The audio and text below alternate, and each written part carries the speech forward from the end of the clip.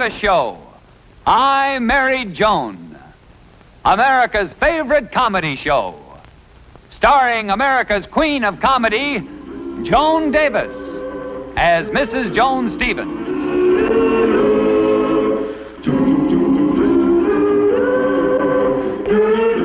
And featuring Jim Backus as Judge Bradley Stevens.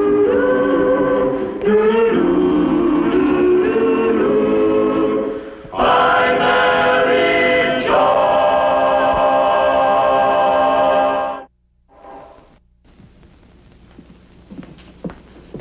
More toast, Brad? No, thank you. I'll get you some more coffee. This will do nicely, thank you.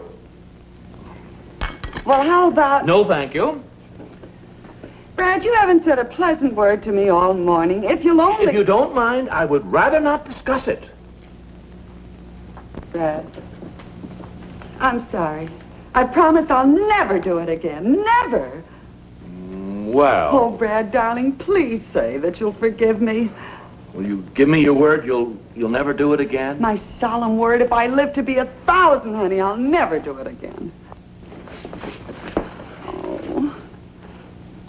Brad. Yes, dear. What is it I'll never do again? I know I'm not. I don't know what I'm apologizing for. Tell me what I did. As if you didn't know. It only happened last night. Last night? Well, let's see. Now, you came home from the office, and you were very friendly, and then I spoke to Mabel. You were still friendly, and then we had dinner. I had fried chicken. Was there something wrong with the chicken, Brad? No, it wasn't, Joan. It was much later. At Helen's house. You and that Chuck Albright. Oh, so that's it. Oh, Brad, you shouldn't be jealous of Chuck Albright. Oh, he's just an old school friend. He didn't seem very old the way he kissed you. Oh, honey, you're just being silly. Chuck Albright doesn't mean a thing to me. But if you must know, there was another man at the party that I'm really crazy about. Who? You. I'm sorry, dear. I shouldn't let Chuck upset me so. Well, of course you shouldn't, Angel. You're the only man in the whole world for me. Honey, I almost forgot. I have a surprise for you. A surprise? Don't tell me what it is, darling. Is it something I'm going to wear around my neck or around my wrist, or is it going to be something that No, dear. It isn't anything like that. It's, I'm taking out more life insurance.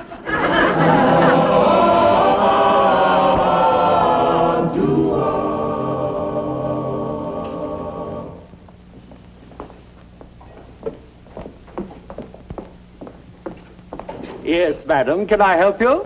Yes, I'd like to get a nice gift for my husband. That's a lovely tie you're holding, and only $1.89.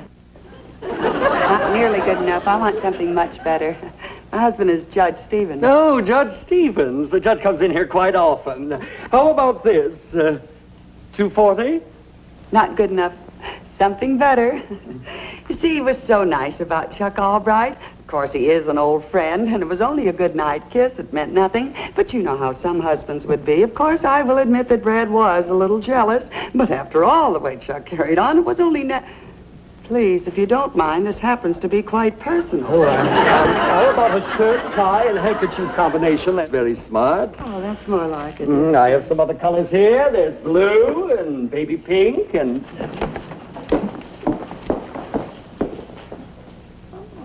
Do you think the judge would like that? I was just admiring this coat. Could you wait on me? I'm in an awful hurry. I'm very sorry. I'm in shirts and ties. There'll be someone here in a moment. Say, I have just the thing. I'll fetch it for you, Mrs. Stevens. Will you pardon me? Oh, I don't know. I hate to buy anything for my wife. It's always wrong. Well, why don't you get your wife to pick out the coat herself? Oh, I couldn't do that. This is a surprise. I'm buying her a present. Oh, I'm getting my husband a present. Oh, I've got the sweetest little wife in the world. Oh, my husband is wonderful, too. You see, I've been working nights, and she never complains. Brad was very understanding about Chuck Albright. Night after night, I've been stuck in that hospital, and never a peep out of him. Oh, you're a doctor. I'm a veterinarian. I have a dog and cat hospital over here on Pine Road. Oh, I love dogs. You do? Yes. Well, say, I've been in this business so long, I can almost tell what kind of a dog a person owns just by looking at him. You can? I really can. Now, take you. Now, I'd say you look like a wire-haired terrier to me. you're not a Shawza. Something fashionable, I suppose, like a poodle. No, I don't own a dog. You don't own a dog. Oh. Oh, I never thought of that. Here's the sales lady. I need some help.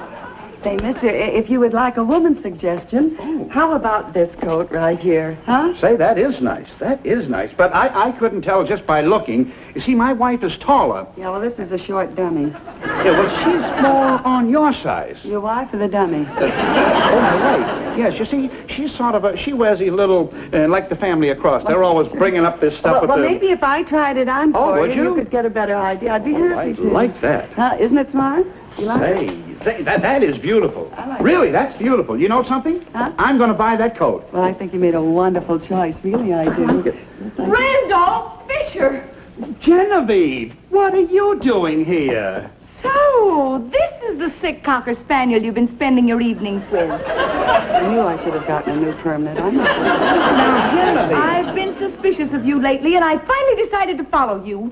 Now, look, lady, you don't... I have to wear this old rag, and he buys you an expensive coat like that. Now, honey, I was buying the... Don't insult my intelligence by telling me you were buying it for me. I was. Well, it's true. No, But... you homebreaker! Why, I'm Mrs. Stevens. I'm no... So, you're a married woman. You should be ashamed of yourself. Now, Genevieve, if you just listen Don't to me... you talk to me, you worm.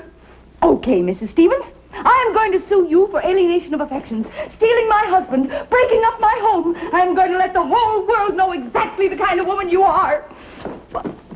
Genevieve, sweetheart! Jenny! Oh, dear. The judge will love this. That's what you think. He pulled his top and Chuck Albright just kissed me goodnight. There, take it off.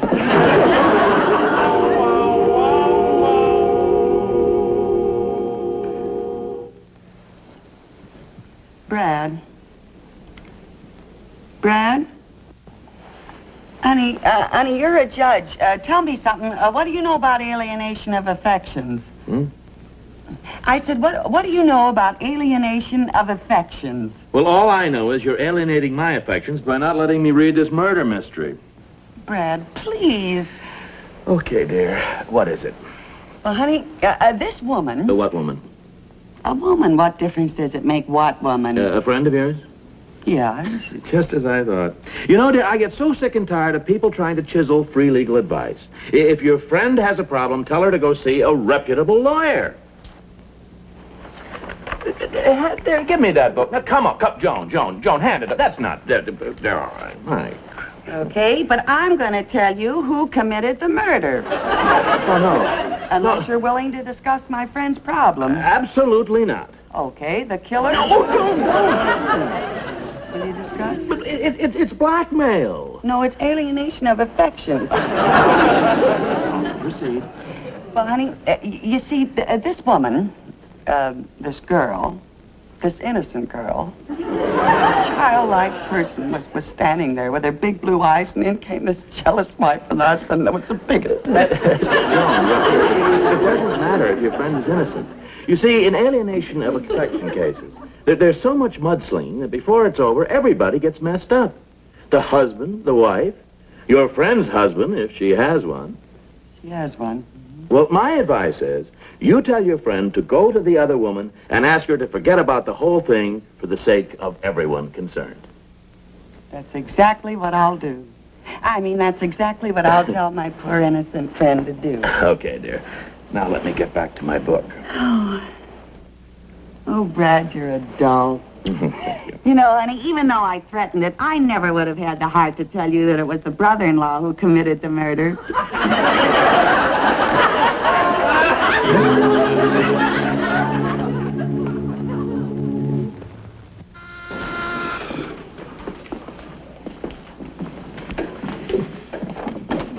Oh, Hello?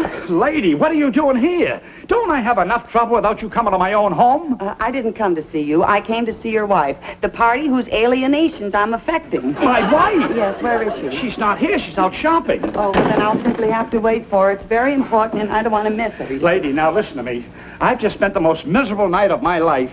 I've got a Pomeranian in Pasadena with a mysterious melody. A sick cow in Van Nuys is so bad, this thing, I should be there right now with the... You should see it. I think it's dead, and my wife is all nerved up. If she ever walks in here now, she's just liable to... She'll be here any minute. Come on, you got to get out of here before my wife gets home. No, I simply must talk to her. You see, it's for her own good. Why, it's only logical. If she sues me for alienation of affections, there'll be so much mudslinging that everybody's going to get messed up. See? She won't listen to you. Now, come on, get out of here. You've got to get out of here before my wife gets home, I tell you. Please, Mr. Oh, now Fisher, listen to me. No, I know. Oh, I've caught you two again. And this time in my own home. Mrs. Fisher, I promise you, this is the last time you'll catch me. From now on, I'll be very careful. You brazen siren. I suppose you can prove this is all innocent. That I can. And can you also say you never saw my husband before yesterday? That I can. Well, you just tell it to the judge. No, that I can't. That I can't. Maybe I could handle it this way. If I just say, Brad, do you remember that alien I told you about that was caught being affectionate with that jealous woman? And he'll say, honey, I trust you. Don't worry about that other woman. I know there's nothing to it. And I'll say, there isn't? And he'll say, nah. There, now you see how easy that was? Oh, you're right, Mabel. I'm glad now that Brad knows. I don't like to but wait a minute. Supposing it isn't as easy as all that. Suppose Brad doesn't say, nah.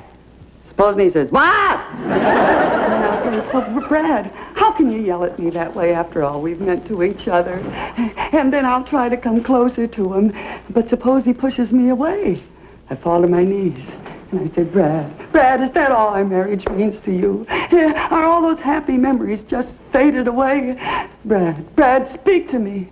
Brad, please say something. Brad, you're hurting me. Brad, you're stepping on my wedding ring. Like Brad acting like that. I never would have believed it if I hadn't seen it with my own eyes. Oh, Joan, Don't speak to me, you beast. The whole hand here. What's the matter with her? I never mix in family quarrels. Well, I have to see about my insurance policy. I'll take this up with you later. You see that? He's furious, and I haven't even told him anything yet. Oh, he'll never understand. Mabel, what am I going to do? You can use the sink now. I can use the sink. I go in here now and I'll fix the doorknob, huh? Okay, George.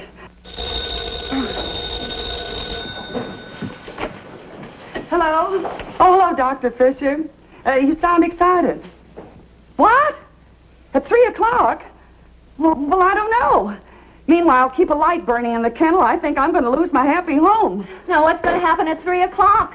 Oh, Mabel, the doctor's wife is going to come over here, and she's going to spill the whole story to Brad. She's going to accuse me of stealing her husband's affections. It's 1 o'clock now. That gives me 2 hours to pack and make a reservation for South America. Joan, this is the best thing that could have happened. Now what we have to do is let Mrs. Fisher see how much in love you and your husband are. Then she'll realize the whole thing is a mistake and that you're not after her husband. Oh, yeah, Mabel, but I'd have to tell Brad that way, and I won't... No, you won't. You can use my husband for your husband. Charlie! Oh, no, I couldn't do that. Why not? That's what friends are for. Charlie won't mind, and he's a pretty good actor. You should have seen the performance he gave when a traffic cop tried to hand him a ticket last week. Well, maybe you got something there, Mabel. And, honey, if you ever need another husband, just holler, and I'll let you borrow Brad. I'll get him over here right away so you can start rehearsing him. Yes, dear.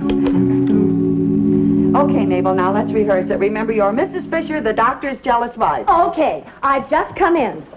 Whoa!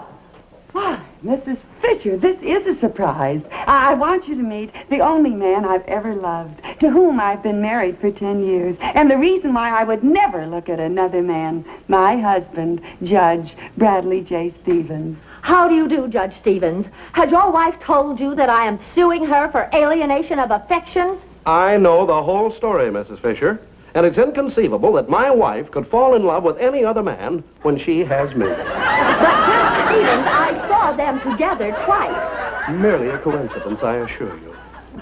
Would you like a cigar, dear? Thank you, my pet. And Judge Stevens, doesn't it mean anything to you that your wife and my husband were alone together in my apartment? Madam, my wife is too devoted, adores me far too much for me to place any significance on anything like that. Oh, my goodness. Darling, do you realize it's been 5 minutes since you've kissed me? Sweetheart, please forgive me. I don't know what I could have been thinking of.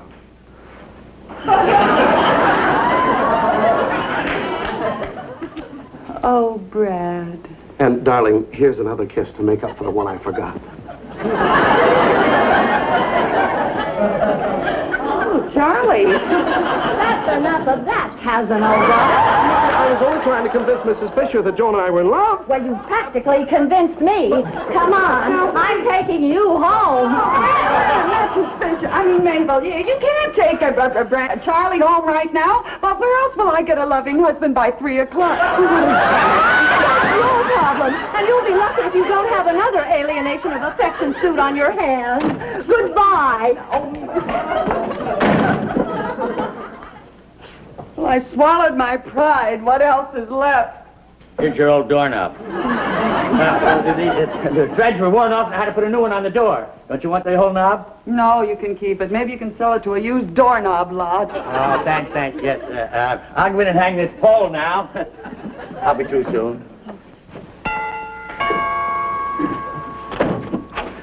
Dr. Fisher, you shouldn't come here. I don't want to keep alienating your affections. Now, look, I'm not going to stay. I just came to tell you my wife isn't waiting till 3 o'clock to come here. She's on her way now. No. Yes. Oh, and I haven't got a husband ready. Oh, doctor, am I sick? Have you got something in there for human beings? Believe me, I am not. Mrs. Stevens, that's for a horse. Oh, hello, Joni. Hello. Oh, who's this? Yeah, who is this? Yeah, who am I? This is Dr. Fisher. Oh, Dr. Fisher. How do Yeah, you from do? the insurance company. I was waiting at the office, and here he is at the house. I guess we got the signals mixed, you know. You were waiting for him? Oh, yeah, to examine me for the new policy, you know. Oh, yes, of course. Yeah. The doctor was just telling me that you got your appointments mixed, weren't you, Doctor? Yes, of course. Well, Brad, why don't you take the doctor into the bedroom and he can examine you in there? Joni, that's a wonderful idea. Will you follow me, Doctor? Want to warn you, though, I'm healthy and my family, we live forever. Keep him in there as long as you can. Now, Judge Stevens, if you'll just take off your jacket and we'll have a look at your heart. Okay. Ever have any trouble with it? No, we get along fine together. Yeah, very good. Let me see now. Here we are. Well, say. Mm-hmm. All righty. Now let's see how it reacts to a little exercise. Say, raise your legs one at a time like we were running. Oh, running? Yes. Well, how's this? That's good. A little faster, please. Very important. Is this better? Just keep it up. How long do I have to keep this up? Well, until the coast is clear. How's that? I said until your pulse is clear. Pulse. Get shape. Oh, But, Mabel, you can't leave me in this lurch. Why, that woman is on her way over here. Now, please, lend me Charlie again. Please, Mabel. Hold the wire, Mabel. But, if you just... You don't... I'm here to collect for the milk, Miss Stevens, and you had an extra dozen eggs last week. It brings it to an even 7.5. Yeah, well, just a minute, Mr. Owens. That was the milkman, Mabel. Please, Mabel. Listen, believe me, I have no designs on Charlie. If he was the last man on earth, I wouldn't be caught dead with him. No, I didn't mean it that way. I adore Charlie, only I can't stand him, Miss Stevens, the bill. I got other calls to make. Yes, huh? Just a minute, Mabel. Incidentally, Miss Stevens, the company put in a new line of cheeses and a new ice cream. So if you give me an order, I'd appreciate it. Yeah, well, this is a very important call, Mr. Owens. Just a little bit. Mabel, honestly, you've just got to lend me Charlie. If that woman gets here and I can't produce a... I'm done.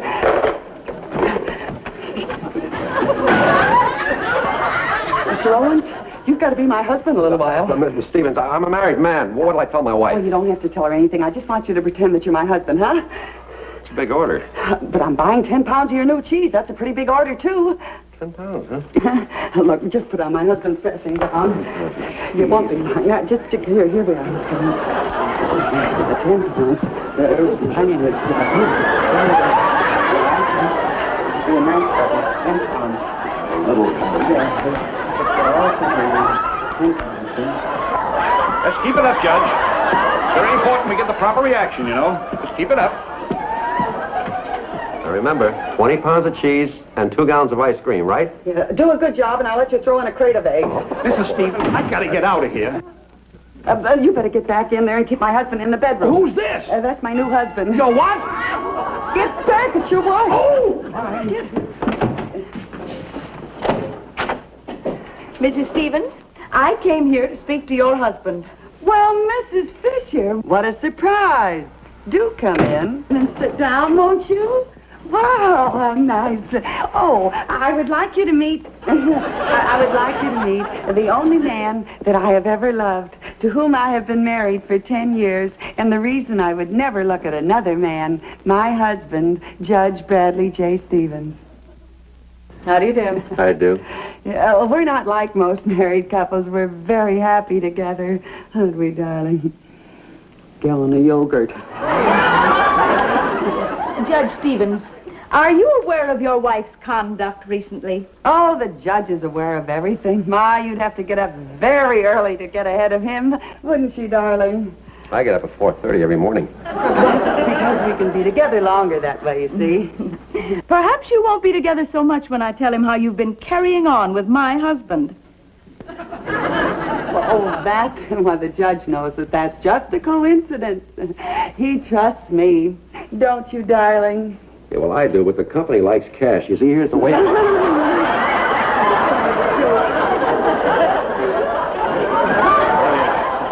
This is enough exercise for a horse.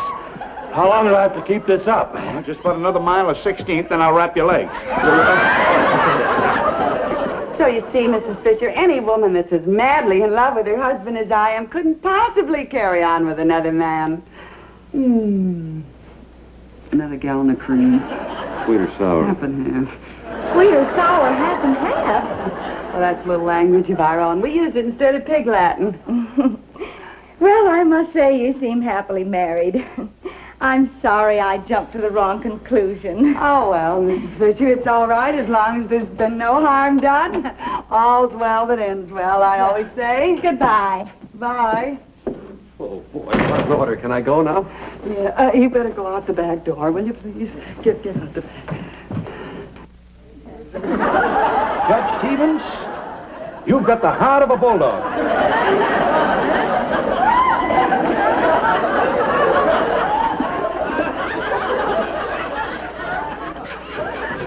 Is she gone? Yes, she's gone. And she apologized, and she's going to drop the whole thing. Oh, Mrs. Stevens, how can I ever thank you? I forgot. You've been here all the time, you unfaithful scoundrel. Both of you carrying on behind my back while I was right here in the same house with you. Mrs. Stevens, you shameless hussy. Now, listen, Mrs. Fisher, I happen to be very much in love with my husband. If he was here now... Joan, I'm certainly glad I got back in time. Is this the woman who thinks you're unfaithful to me? Madam, you are under a serious delusion. Joan and I love each other. Well, not now, Charlie. Boy, it's hot in that closet. You think you'll be needing me anymore? No, I think that did it. You female bluebeard, I'm not staying in this house another minute. Oh, Joni, where's my robe?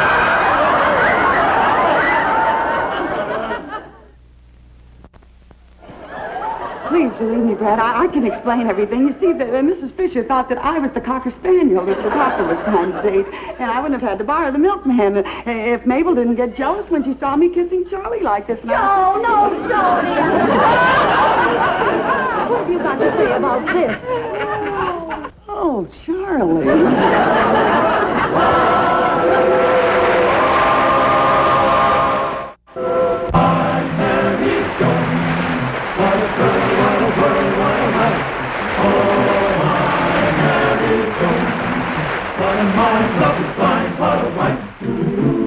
Giddy and gay, all day she keeps my heart laughing, never know where her brain has gone.